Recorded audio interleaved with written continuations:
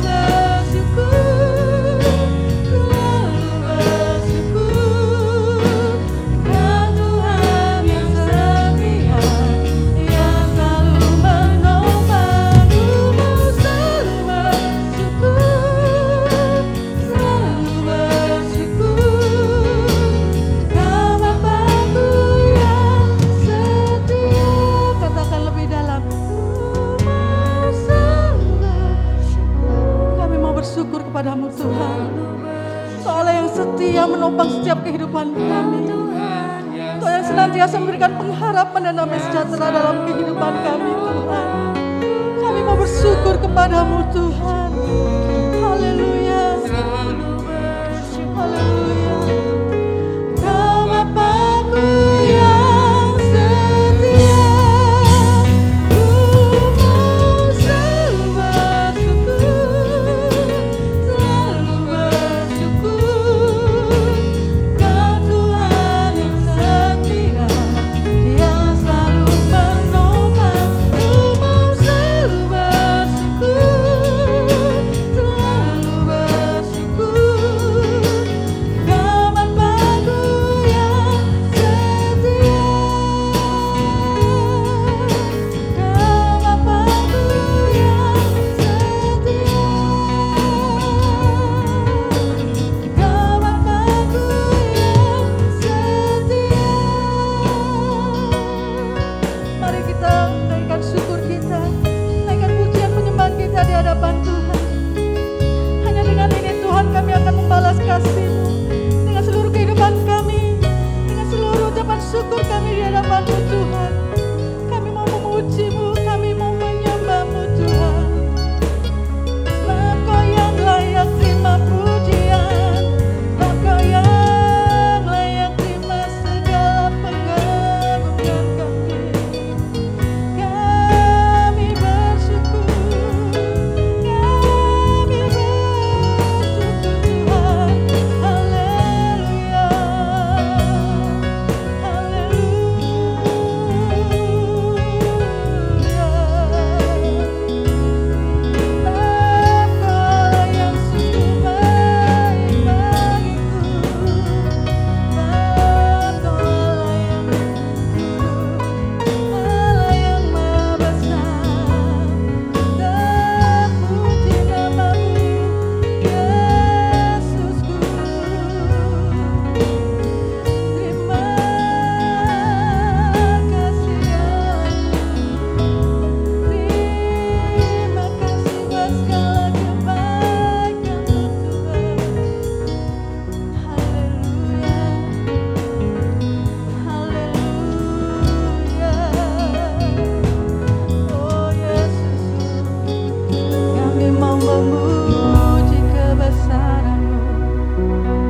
Biarlah Tuhan, saat ini kami datang kepadamu dengan penuh kerinduan, dengan penuh ucapan syukur di hadapan-Mu ya Tuhan. Dan biarlah oh Tuhan, segala pengagungan Tuhan dan kemuliaan hanya kami naikkan kepadamu saja, Tuhan Yesus Kristus.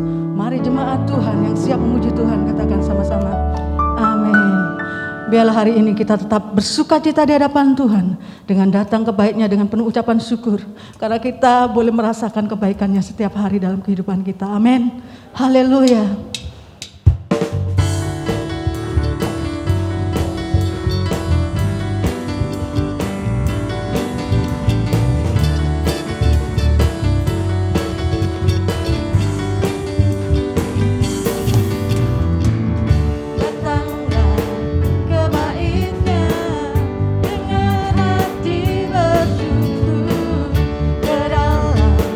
Pelatarannya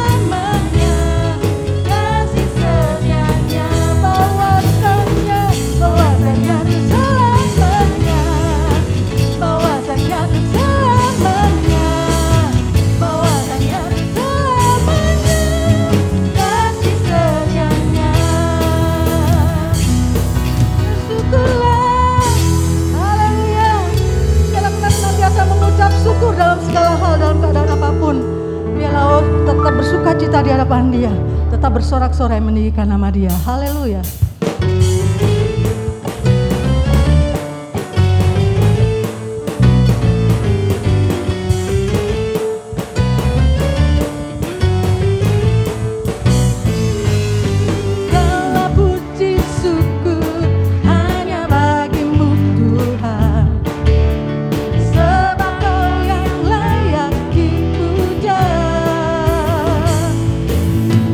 Kami mau bersorak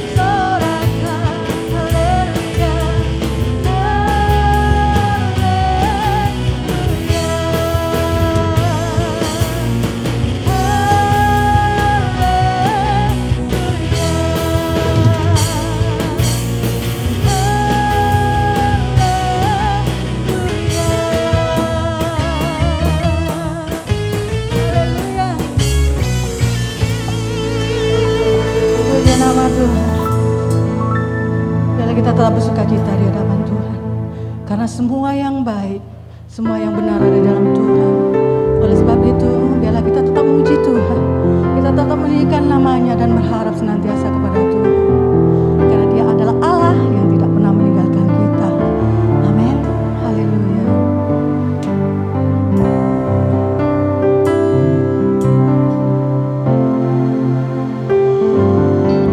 Sekarang ku memuji-Mu, Allah yang setia, yang tak pernah meninggalkan.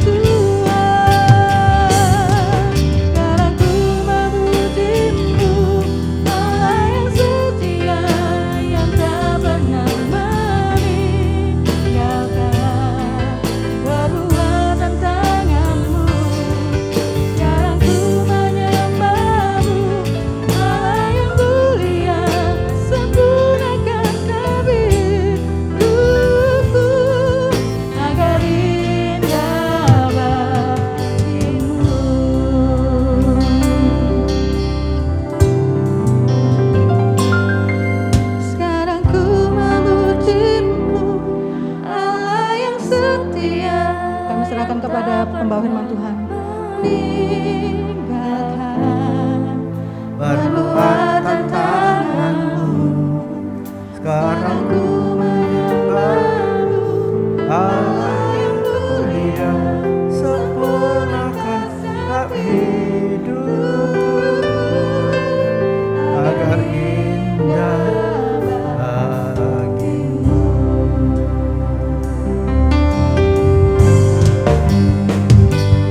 Sekarang ku menyembah Allah yang mulia, yang tak pernah perbuatan tanganmu. Sekarang ku menyembah Allah yang mulia, sempurnakan hidupku agar indah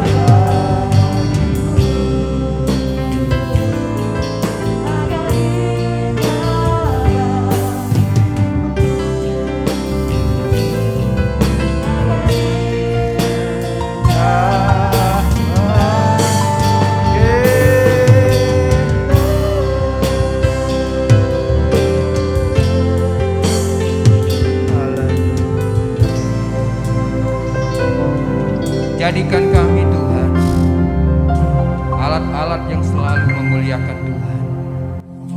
Jadikan hidup kami indah di hadapan Engkau ya Bapa. Sebab itu proseslah hidup kami dengan kebenaran firman-Mu pagi ini Tuhan. Dan jadikan kami Tuhan tanah-tanah yang subur untuk kami terus menghasilkan buah yang menyenangkan hati Engkau. Bapa, terima kasih Tuhan hari ini. Berkati ya Tuhan. Hamba yang akan menyampaikan firman-Mu, biarlah nama-Mu saja yang kami muliakan. Di dalam nama Yesus. Amin. Amin. Ya, akan duduk. Shalom. Puji Tuhan, selamat pagi semuanya.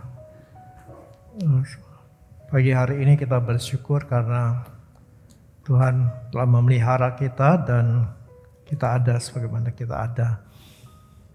Pagi ini kita akan belajar tentang firman Tuhan yang saya beri judul berubah untuk berdampak. Berubah untuk berdampak.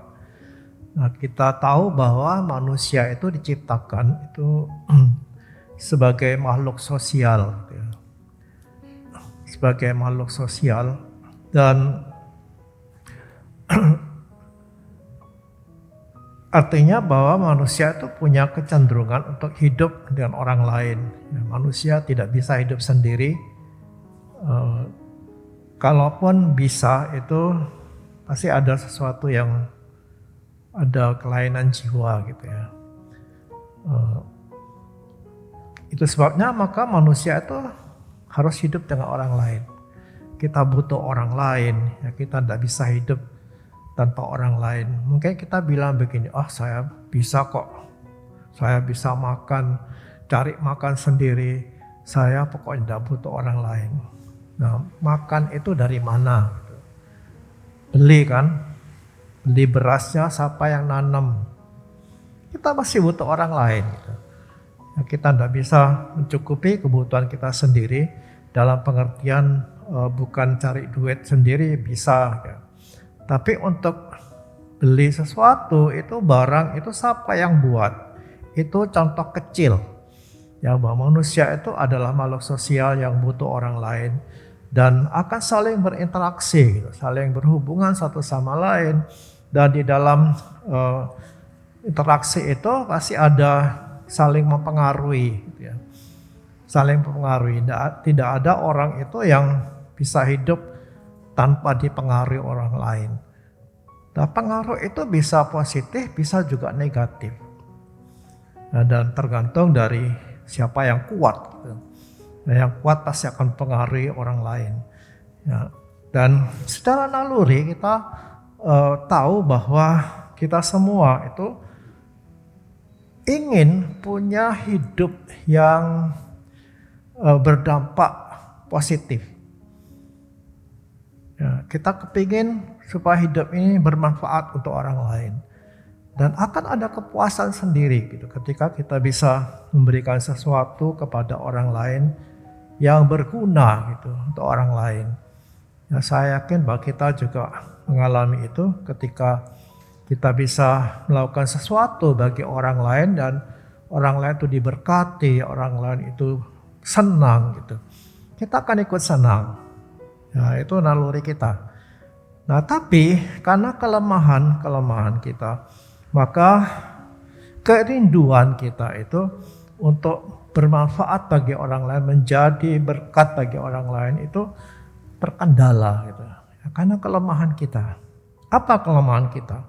Nah, mari kita melihat di dalam Roma pasal 3 ayat 23.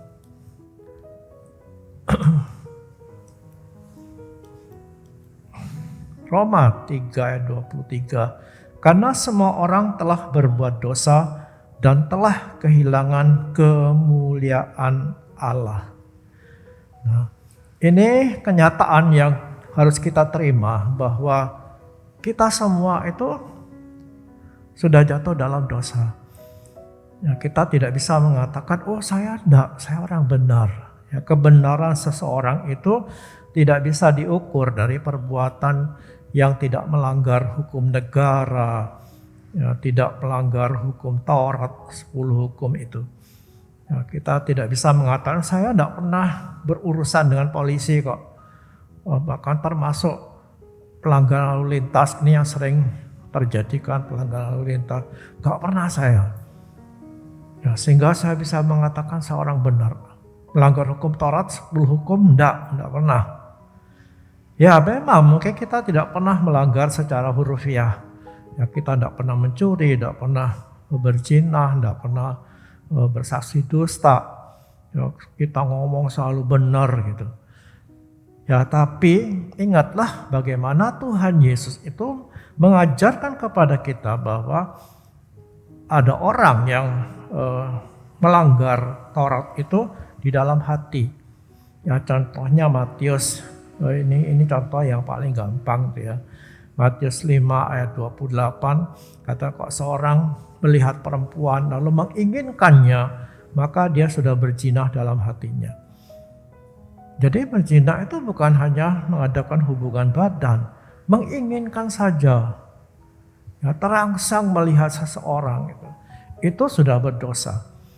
Jadi kita tidak bisa mengatakan, oh saya enggak, saya tidak termasuk kelompok yang disebutkan tadi dalam Roma 3:23. Semua orang telah berbuat dosa. Saya tidak, enggak bisa, enggak ada.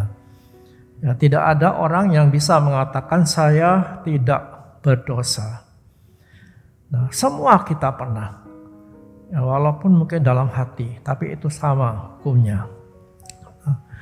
Kejatuhan manusia itu dalam dosa itu menyebabkan kita itu terpisah dari sumber kehidupan itu, yaitu Allah.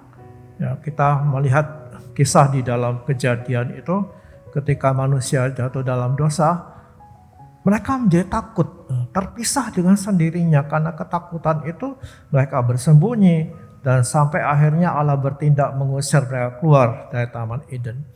Kita terpisah dari sumber kehidupan itu. Itu sebabnya dikatakan kita mati dalam dosa. Karena kita terpisah dari Allah.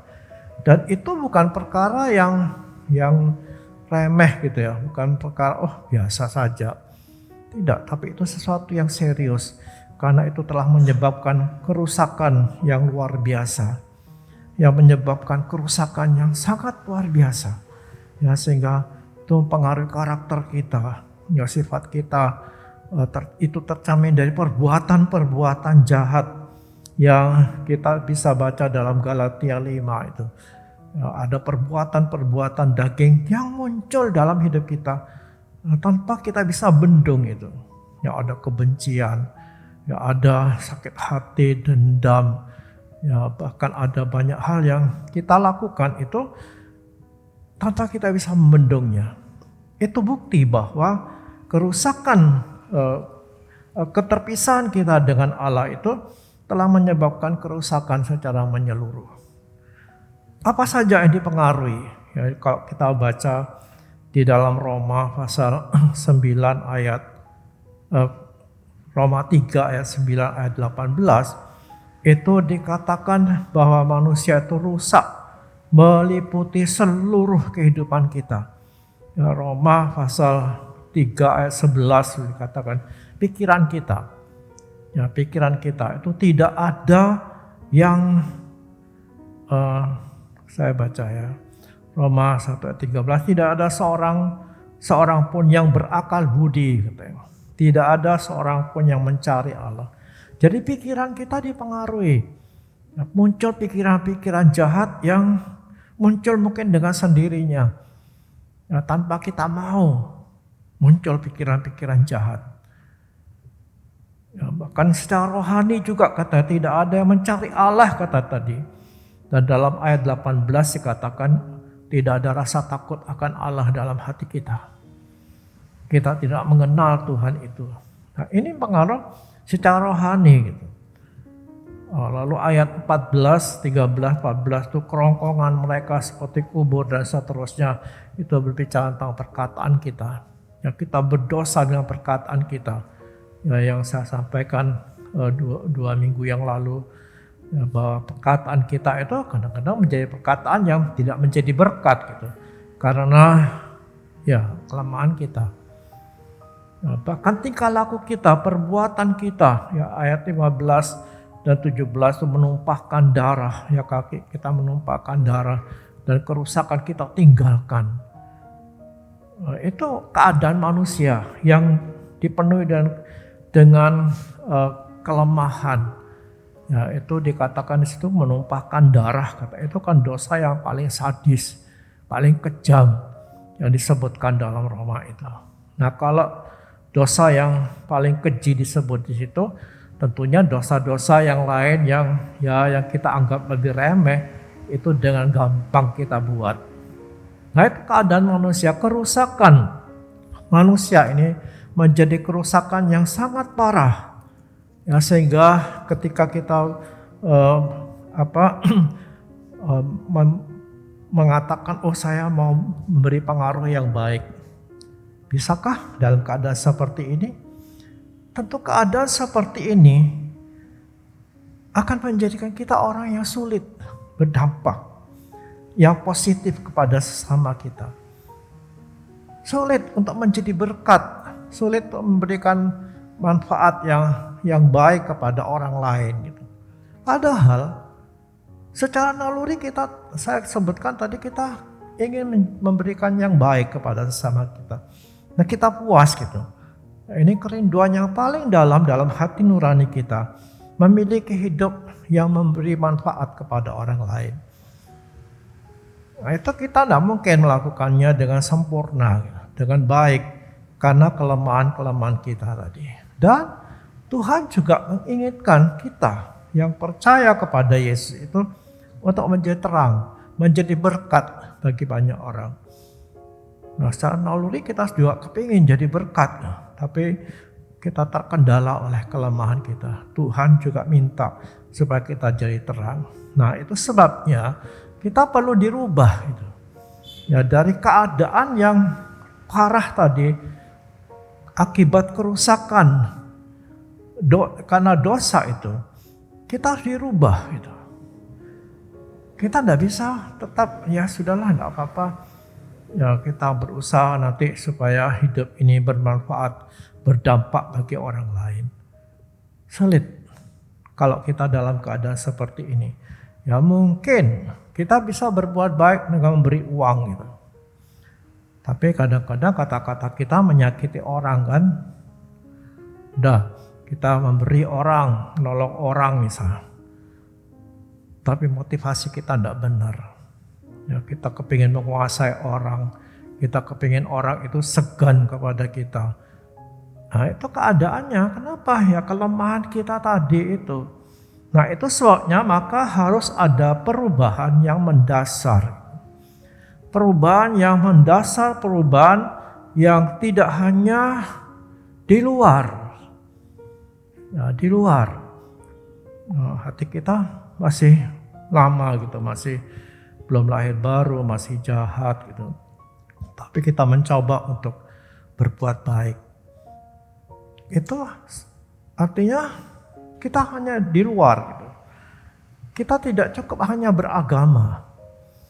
Ya, agama itu adalah di mana kita melakukan perintah-perintah Tuhan, melakukan ritual-ritual, ibadah dan sebagainya. Itu agama.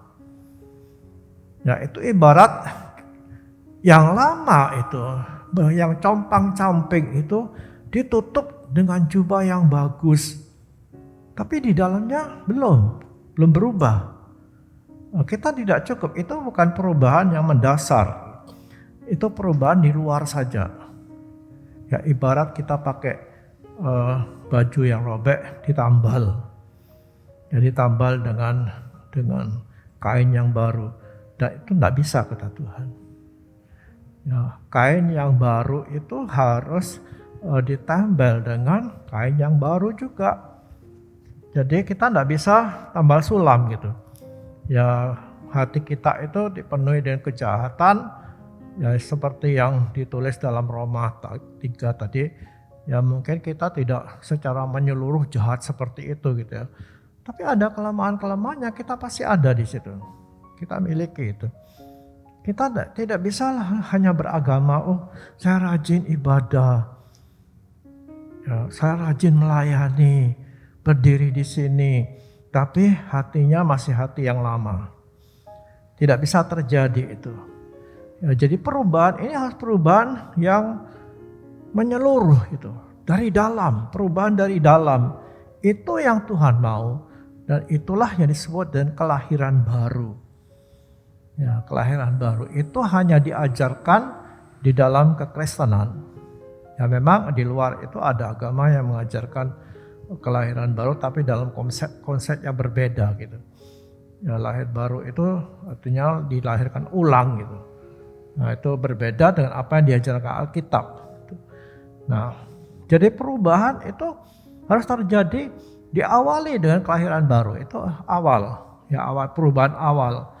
Nah, kelahiran baru itu hanya bisa didapat jika kita percaya kepada Yesus, menerima Yesus sebagai Tuhan dan Juru Selamat.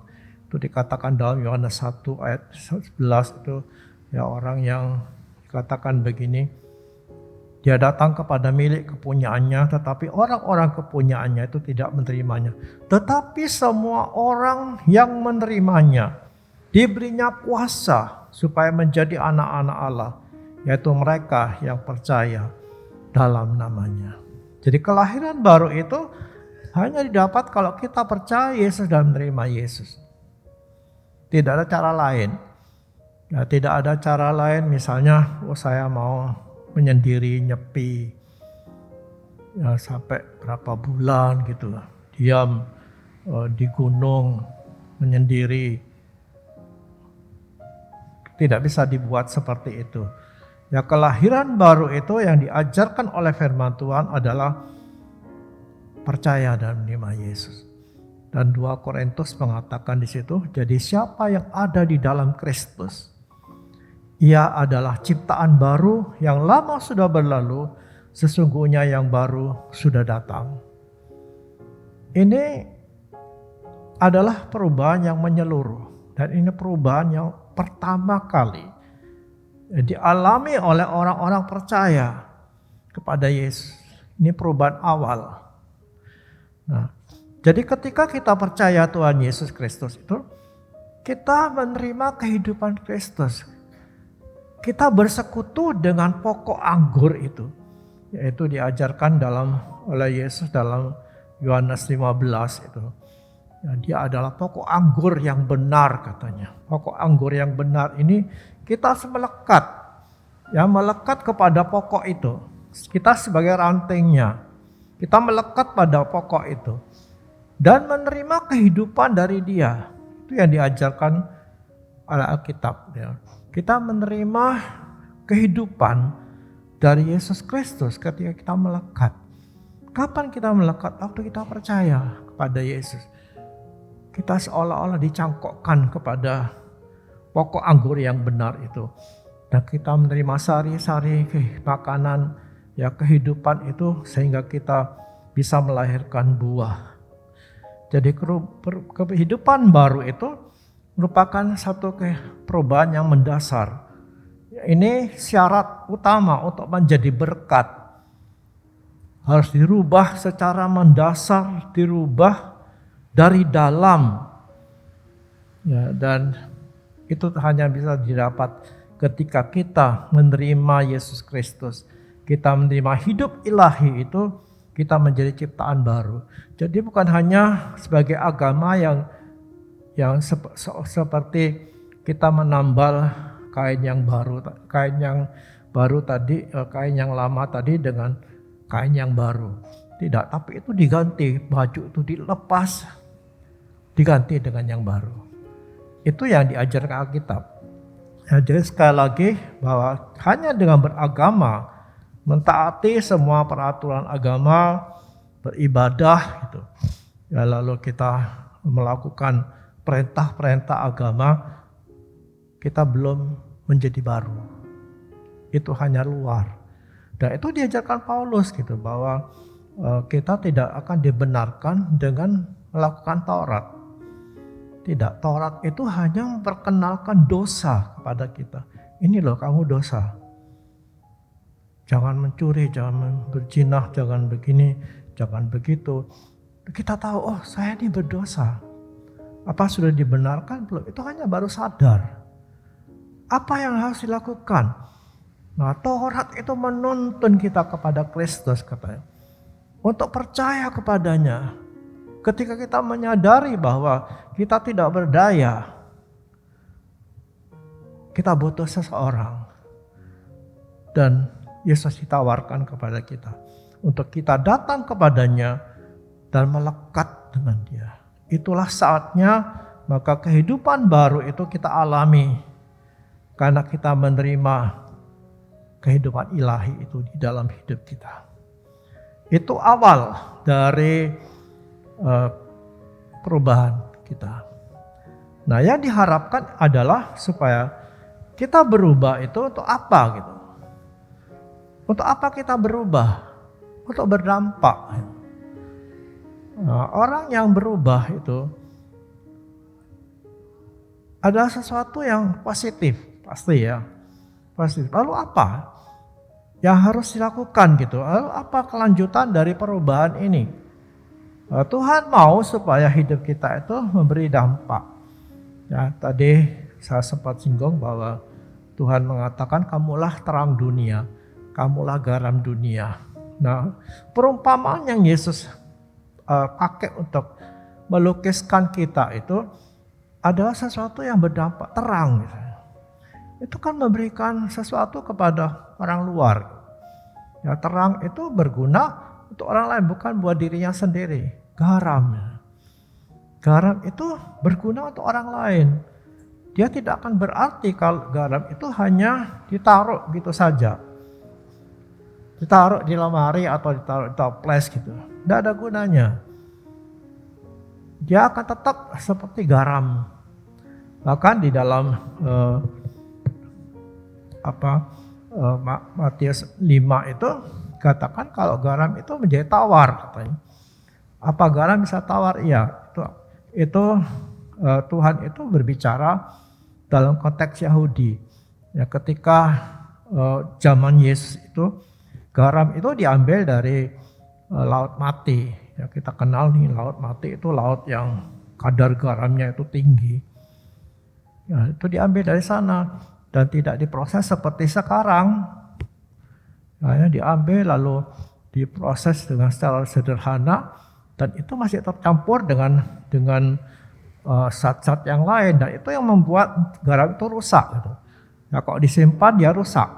Dia jadi seperti tanah. Tapi tanah yang tidak bisa ditanami seperti tanah-tanah biasa. Itu hanya dibuang. Ya, buangnya tidak boleh di tanah pertanian karena akan merusak. Buangnya di mana? Di pinggir jalan. Makanya Tuhan bilang dibuang dan diinjak-injak orang. Itu garam yang tidak berguna. Nah, Tuhan mau supaya hidup kita itu berdampak. Ya, memberikan manfaat kepada sesama kita. Dan setelah orang itu lahir baru, itu karena dia menerima Tuhan Yesus dalam hatinya, maka roh itu di dalam kita. Roh Kudus itu ada di dalam kita. Dan Roh Kudus itu yang akan memberi kemampuan bagi kita untuk melepaskan diri, untuk berubah terus dan terus. Jadi ini hanya pekerjaan Roh Kudus. Jadi kalau kita bisa berubah itu adalah pekerjaan Roh Kudus yang tinggal di dalam kita. Waktu kita percaya Yesus dan menerima Dia ada di hati kita. Ya, Roh Kudus itu sudah ada sejak kita percaya. Dia ada di dalam kita. Dan Dia akan bekerja terus. Dia akan memproses hidup kita ini. Memberikan kepada kita kemampuan untuk melepaskan diri dari dosa. Dari kelemahan-kelemahan kita. Sampai gambar Allah itu pulih dalam hidup kita. Nah, ini perlu perubahan terus gitu. Terus dan terus. Sampai kita menjadi berkat. Kita memberikan dampak kepada sesama kita. Kepada orang lain yang berhubungan dengan kita. Yang tentu kita kalau berdampak itu bukan berdampak untuk orang yang jauh gitu ya. Itu gambar ilustrasi yang saya temukan di internet itu bagi orang yang jauh itu tidak berdampak. Ya, kita hanya berdampak orang-orang dekat. Ya, jadi jangan kita mimpi kita akan berdampak untuk orang-orang yang kita tidak punya hubungan dengan dia, yang tidak pernah ketemu. Ya, walaupun memungkinkan sekarang karena ada internet gitu ya. Kita bisa memberikan nasihat lewat internet, masuk di YouTube, orang bisa baca, mungkin, tetapi itu kecil. Ya, tapi yang diharapkan adalah kita beri dampak bagi orang-orang yang kita kenal, orang-orang yang di sekitar kita. Ya, kalaupun Tuhan mau pakai kita, Tuhan akan pakai kita untuk memberkati banyak orang dengan cara yang tentu cara yang ilahi gitu. Tapi kita diharapkan berdampak bagi orang yang ada di sekitar kita. Nah, Alkitab mencatat ya orang-orang yang mengalami perjumpaan dengan Tuhan. Gitu. Dia diubah Tuhan dan memberi dampak yang besar. Nah, ini cerita-cerita yang dicatat oleh Alkitab. Itu yang pertama yang kita lihat dalam Lukas 7 itu adalah seorang perempuan yang berdosa. Ya, tidak dijelaskan nama perempuan ini siapa. Ya, sehingga orang menafsirkan, oh ini mungkin Maria Magdalena yang dirasuk setan, 7 setan dilepaskan. Ada orang yang oh ini perempuan yang ketangkap berzina itu lalu mau dirajam dengan batu, lalu Tuhan Yesus melepaskan. Mungkin dia, tapi pasti orang ini, perempuan ini perempuan yang tidak baik. Kenapa? Karena dikatakan di situ ayat 37 itu mengatakan begini. Di kota itu ada seorang perempuan yang terkenal sebagai seorang berdosa. Ya, seorang berdosa, perempuan berdosa. Dia datang mengurapi Yesus. Ini pekerjaan yang luar biasa gitu.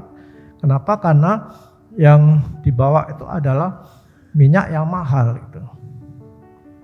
Nah, ngapain kalau dia tidak ada hubungan dengan Yesus? Ya, tidak pernah ketemu Yesus lalu tiba-tiba datang, pasti tidak mungkin. Pasti orang ini sudah pernah mengalami sesuatu dengan Tuhan. Ya, mungkin tadi itu Maria Magdalena yang dilepaskan dari setan, atau perempuan yang mau dirajam dengan batu itu. Ya, jadi dia ingin mengucap syukur kepada Yesus, menyatakan rasa syukur dengan mengurapi Yesus. Artinya perempuan ini sudah dirubah oleh Tuhan ini, dia berdampak kepada Tuhan. Lalu kita pikir, loh, masa Tuhan itu bisa dipengaruhi, kita mempengaruhi Tuhan? Tidak, tapi dalam pengertian kita menyenangkan Tuhan, memuaskan hati Tuhan gitu. Nah, orang yang dirubah itu akan berdampak kepada Tuhan. Dalam pengertian bukan lalu merubah Tuhan gitu. Ya kan biasanya kalau kita berinteraksi dengan orang, kita berdampak kepada orang itu, kita mengubah orang itu. Ya Tuhan tidak bisa dirubah dan tidak akan pernah berubah. Sebab dia sudah sempurna dan tidak satupun yang bisa mempengaruhi Tuhan. Tapi dalam pengertian ini berdampak kepada Tuhan itu, ini istilah yang saya buat gitu ya. Apa memuaskan Tuhan, menyenangkan hati Tuhan dengan hidup kita ini. Pasti kalau kita berubah, yang paling kita pengaruhi itu adalah Tuhan. Tuhan, dia puas. Kita menyenangkan dia. Melihat perubahan kita. Tuhan puas gitu. Nah, kenapa kok begitu? Ya karena itu kerinduannya. Ya Tuhan itu rindu mau mengubah kita. Ya Tuhan, kalau Tuhan itu rindu mengubah kita, lalu melihat kita berubah, pasti dia puas. Ya seperti kita misalnya, kita buat sesuatu gitu, membentuk sesuatu dengan tangan kita, lalu jadi. Gitu. Misalnya kita ambil tanah liat gitu, kita buat hiasan dengan tanah, lalu itu jadi. Apa yang kita rasakan? Puas, senang gitu. Walaupun mungkin bagi orang lain apa itu sih, gitu aja kok senang. Tapi Tuhan yang menciptakan kita, Tuhan yang melahirkan kita menjadi anaknya, disenangkan ketika kita mengalami perubahan. Contoh yang kedua adalah Sakeus, yaitu terdapat di dalam Lukas 19 itu ayat 1 sampai 10. Sakeus itu dirubah oleh Tuhan. Ya, dengan Tuhan masuk ke dalam rumahnya, makan bersama Sakeus, Sakeus berubah. Ya, tidak dikatakan Tuhan marahin Sakeus misalnya. Tuhan tegur Sakeus, tidak. Hanya duduk makan, berubahlah Sakeus. Dan apa yang Sakeus buat? Dia memberikan dampak yang besar bagi orang-orang yang punya relasi dengan dia. Ya, dalam pengertian relasi ini adalah orang yang pernah diperasnya, pernah ditipunya. Dia mengatakan aku akan kembalikan 4 kali lipat. Dia beri dampak kepada orang-orang yang pernah disakiti hatinya, yang pernah dirugikan. Dan bukan itu saja. Orang-orang yang membutuhkan, orang-orang yang miskin, aku berikan hartaku. Jadi Sakeus ini memberi dampak kepada orang-orang yang menyakiti dia, yang pernah disakitinya, ya orang-orang yang pernah dirugikan. Orang-orang ini merasa ada perubahan yang besar. Bayangkan kalau orang yang pernah ditipunya, ya mungkin sudah lupa orang ini. Ya pernah ditipu, pernah dirugikan, mungkin juga masih sakit hati. Ya karena merasa ditipu oleh Sakeus ini. Lalu sekarang tiba-tiba ya Sakeus datang mengembalikan 4 kali lipat. Bisa dibayangkan apa yang dapat dialami oleh orang ini. Pasti dia akan tanya-tanya, loh kenapa? Ada apa? Orang ini dulunya jahat bukan main, kok sekarang begitu baiknya? Belum lagi dia memberikan hartanya untuk orang-orang miskin. Pasti ada bertanya-tanya, kenapa? Dan tentu mereka akan menemukan jawaban. Dia sudah dirubah oleh Tuhan.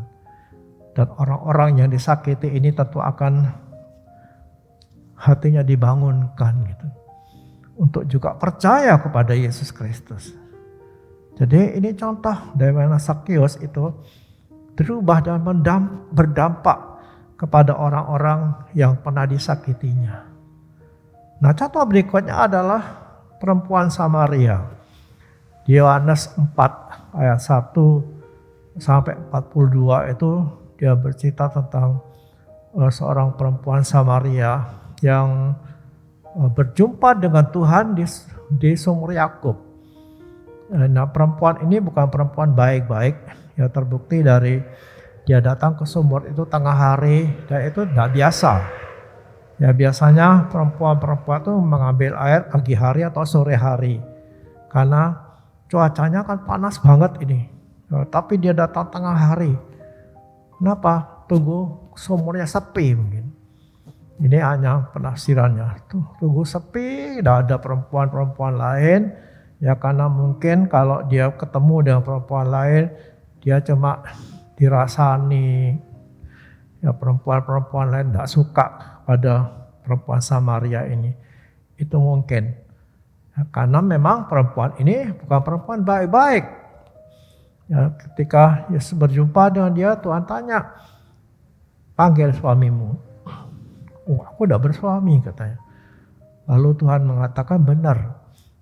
Udah 4 orang jadi suamimu. Ya sekarang ini yang kelima, itu juga bukan suamimu. Oh itu mau nempelak hatinya.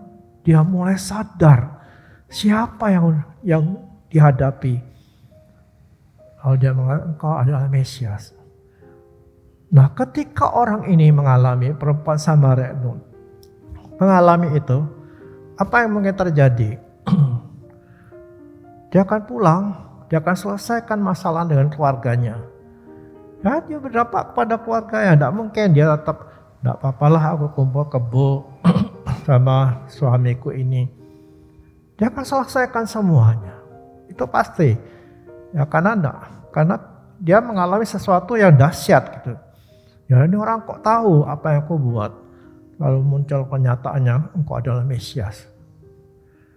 Dan bukan hanya dia pengaruhi keluarganya, tapi dia juga pengaruhi orang-orang sekotanya. Dia cerita kepada orang-orang sekotanya, aku sudah berjumpa dengan Mesias itu. Sampai akhirnya orang-orang di kotanya itu keluar menemui Yesus. Berbondong-bondong menemui Yesus. Jadi perempuan yang berubah ini berdampak bagi keluarganya, bagi orang-orang sekotanya. Dan semua diberkati oleh perubahan perempuan ini. Dan contoh yang keempat itu adalah Paulus. Yaitu ditulis oleh dia di dalam Galatia 1 ayat 13 dan 14. Katakan begini, saya bacakan ini. Sebab kamu telah mendengar tentang hidupku dahulu dalam agama Yahudi. Tanpa batas aku menganiaya jemaat Allah dan berusaha membinasakannya. Dan di dalam agama Yahudi aku jauh lebih maju dari banyak teman yang sebaya dengan aku di antara bangsaku. Sebagai orang yang sangat rajin memelihara adat istiadat nenek moyangku.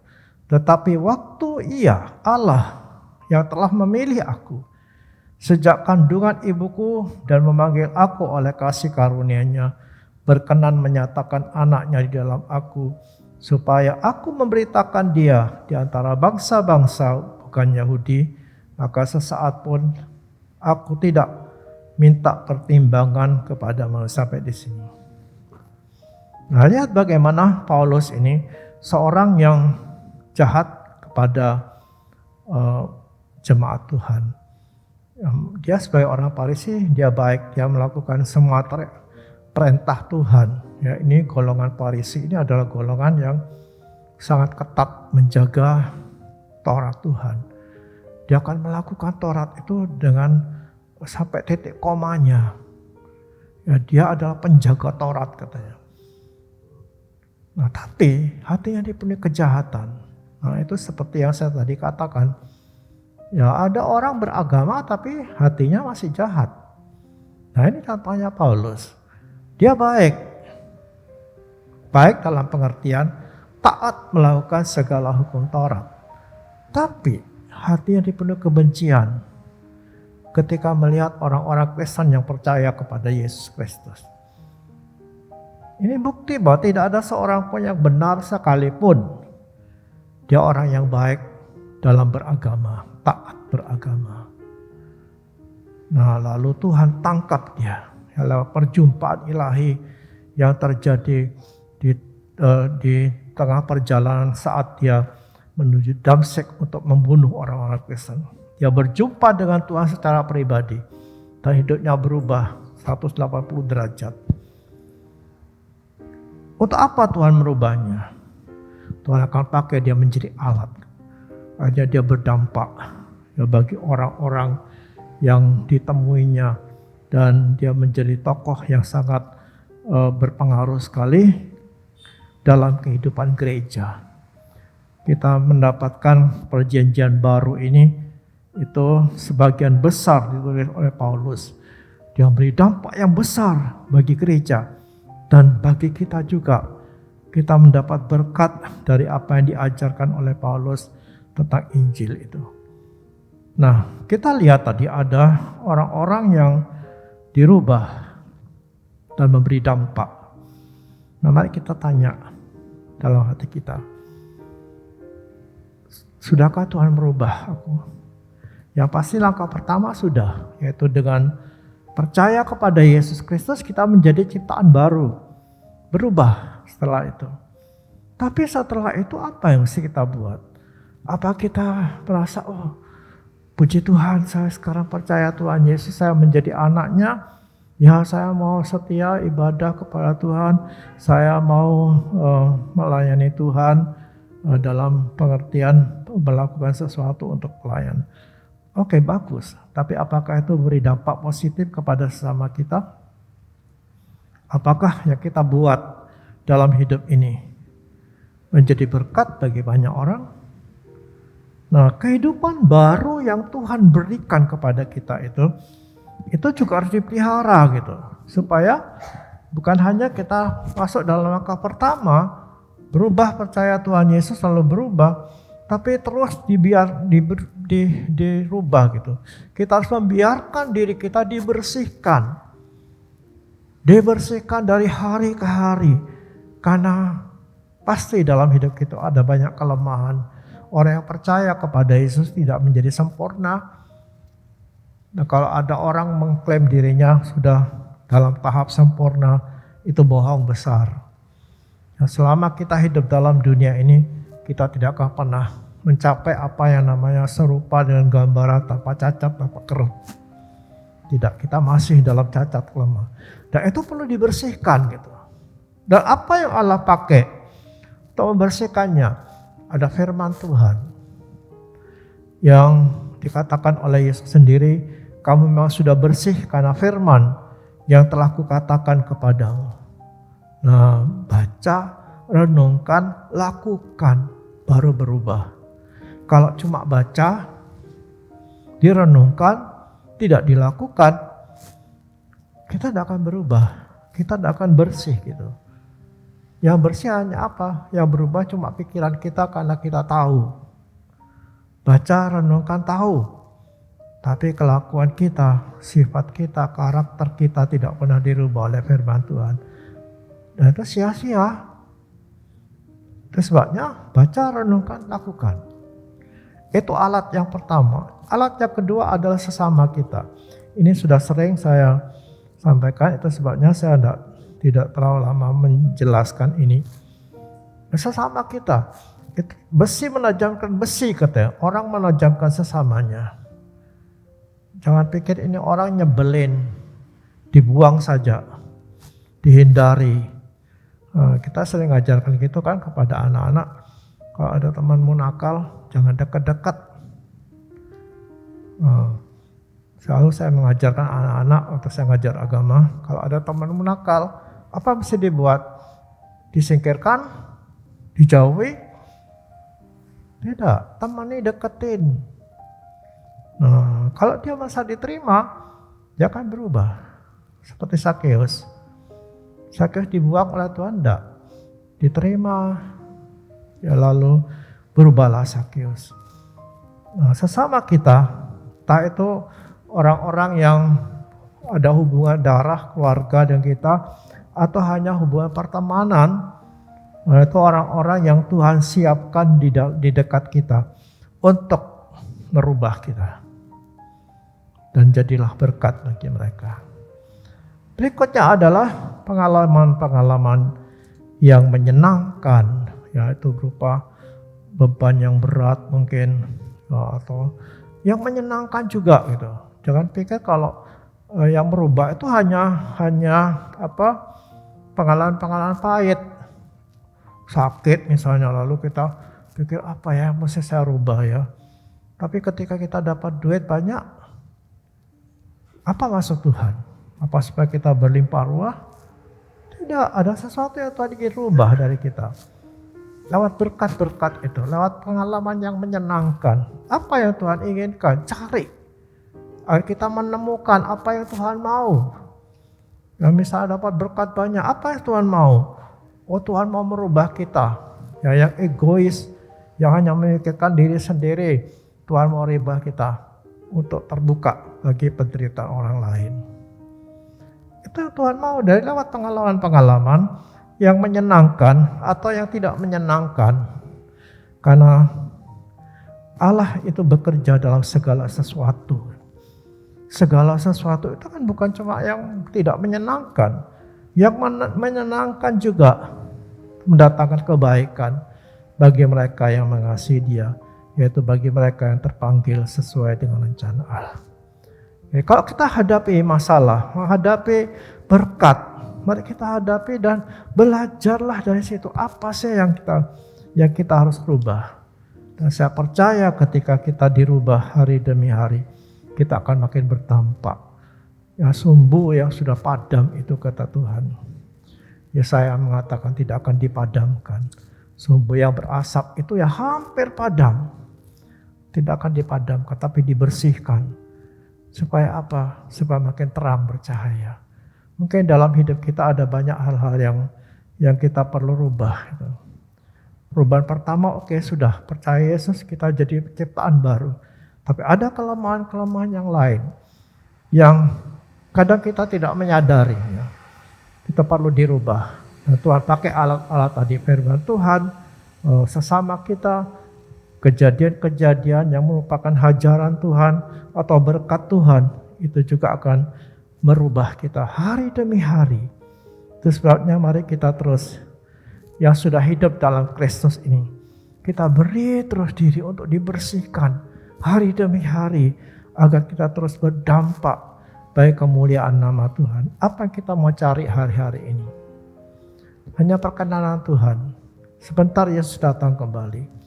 Kita akan menghadap Dia. Kalau tidak ketika Yesus datang, kita dipanggil pulang, kita menghadap Tuhan. Bayangkan apa yang akan kita pertanggungjawabkan di hadapan Tuhan. Apakah hidup yang sudah berubah dan berdampak, atau hidup yang gini-gini saja? Pilihan ada pada kita. Amin. Mari kita nyanyikan nyanyian Tuhan, inilah hidupku. Serahkan semua kepadamu, dan biarlah hidup yang kita serahkan kepada Tuhan dipakai oleh Tuhan untuk menjadi berkat bagi banyak orang, memberi dampak yang baik kepada sesama kita. Mari kita berdiri bersama-sama di hadapan Tuhan. Kita menyanyikan Tuhan, inilah hidupku.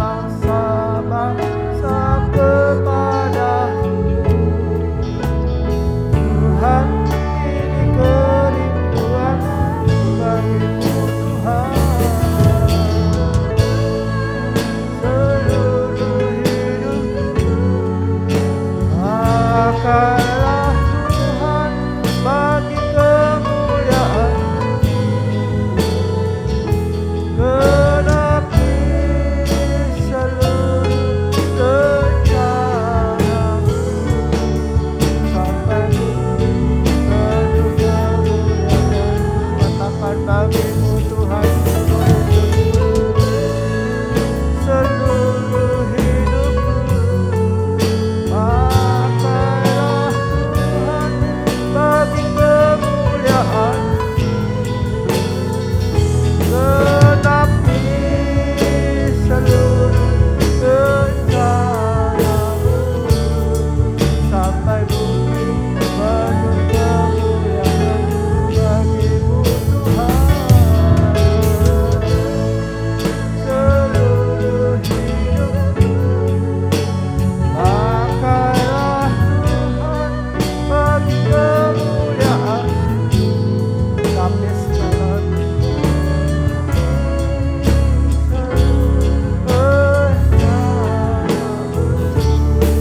sampai bumi penuh kemuliaan. Sampai bumi penuh kemuliaan. Sampai bumi penuh kemuliaan. Penuh kemuliaan-Mu.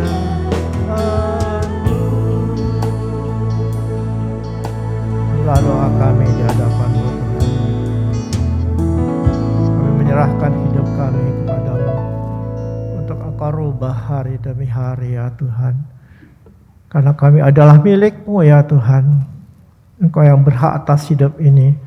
Namun ampuni kami karena banyak kali ketika kami ingin dirubah oleh Engkau, tapi kami menolak, kami tidak taat. Ampuni kami ya Bapa. Biarlah seiring dengan firman-Mu yang kami dengar Tuhan, akan merubah kami terus agar Engkau memakai kami menjadi terang bagi banyak orang. Beri dampak yang baik Tuhan bagi sesama kami. Tolong kami Bapa, agar firman-Mu terus akan kami ingat dalam hidup kami. Kami simpan dalam hati kami dan kami lakukan firman-Mu. Oh Tuhan, pakailah kami menjadi berkat bagi banyak orang. Terima kasih ya Tuhan untuk firman-Mu, dan biarlah Engkau berkati kami seturut sikap kami terhadap firman-Mu. Terpujilah Engkau ya Bapa. Dan pada akhir ibadah kami ini ya Tuhan, sekali lagi kami menyerahkan hidup kami, keluarga kami, anak-anak kami semua. Kau terus bawa kami mengalami Tuhan dalam hidup kami. Biar kami melihat kemuliaan demi kemuliaan-Mu Tuhan dalam hidup ini ya Tuhan. Membawa kami untuk makin sungguh-sungguh menghadap Tuhan. Beri hati yang haus akan Tuhan lebih dari apapun. Ya Tuhan, kami percaya Tuhan juga memberkati mereka yang beribadah di rumah juga ya Tuhan. Biar kasih karunia-Mu juga menaungi mereka. Tuhan, berikan hati kami taat dan takut kepada-Mu. Terima kasih ya Bapa. Terima kasih. Kami berdoa juga ya Tuhan untuk mereka yang dalam keadaan sakit. Tuhan tolong jamah mereka, nyatakan kuasa-Mu ya Tuhan, sembuhkan mereka. Beri pengharapan terus dalam hati mereka untuk mengandalkan Tuhan lebih dari apapun. Terima kasih Tuhan untuk apa yang akan buat hari-hari mendatang. Tolonglah kami untuk tetap setia kepada-Mu dalam segala keadaan kami ya Bapa. Terima kasih Tuhan, kami juga menyerahkan ya Tuhan anak-anak kami, mereka yang bersekolah, baik yang di rumah maupun yang tatap muka. Juga Tuhan lindungi mereka semua. Berkatilah sekolah Bintang Harapan. Dan berkati sekolah-sekolah lain Tuhan yang mendidik anak-anak ini dengan baik. Terpujilah Engkau ya Bapa. Kami juga berdoa supaya Tuhan menuntun kami hari demi hari menghadapi kehidupan kami. Berkatilah pekerjaan kami, kehidupan ekonomi kami ya Tuhan. Tuhan melindungi, menjaga kami dari semua yang jahat, dari orang-orang jahat, dari kecelakaan, dari virus corona ya Tuhan. Lindungilah kami dari semua yang kami tidak inginkan, dan kami percaya Tuhan memberkati kami hari ini. Terima kasih ya Bapa, kami boleh menyerahkan hidup kami pada akhir ibadah kami ini kepada-Mu di dalam nama Yesus Tuhan dan Juru Selamat kami. Kami persembahkan seluruh ibadah kami pagi hari ini. Bapa kami yang di surga, dikuduskanlah nama-Mu. Datanglah kerajaan-Mu, jadilah kehendak-Mu di bumi seperti di surga. Berikanlah kami pada hari ini makan kami yang secukupnya, dan ampunilah kami akan kesalahan kami, seperti kami juga mengampuni orang yang bersalah kepada kami. Dan jangan bawa kami ke dalam pencobaan, tapi lepaskanlah kami daripada yang jahat. Karena Engkaulah yang punya kerajaan, kuasa, dan kemuliaan sampai selama-lamanya. Amin. Mari kita memberkati negeri ini dengan kata-kata iman kita. Di dalam nama Yesus Kristus, diberkatilah Indonesia. Diberkati dengan kedamaian, diberkati dengan kemakmuran, diberkati dengan keamanan, diberkati dengan kesehatan. Diberkatilah presiden dan pemimpin di daerah-daerah. Diberkatilah tim medis yang sedang berjuang melawan virus corona. Diberkatilah Kabupaten Probolinggo. Diberkatilah orang-orang percaya di Kabupaten Probolinggo. Amin. Sekarang saudara-saudara yang dikasihi Tuhan, turunlah atasmu semua berkat dari Allah Bapa itu. Melimpah segala yang baik yang berasal dari tangannya. Diberkatilah keluargamu, anak-anakmu, diberkatilah pekerjaanmu, diberkatilah dimanapun engkau berada. Yesus Kristus dengan damai sejahteranya akan menyertai engkau sampai selama-lamanya.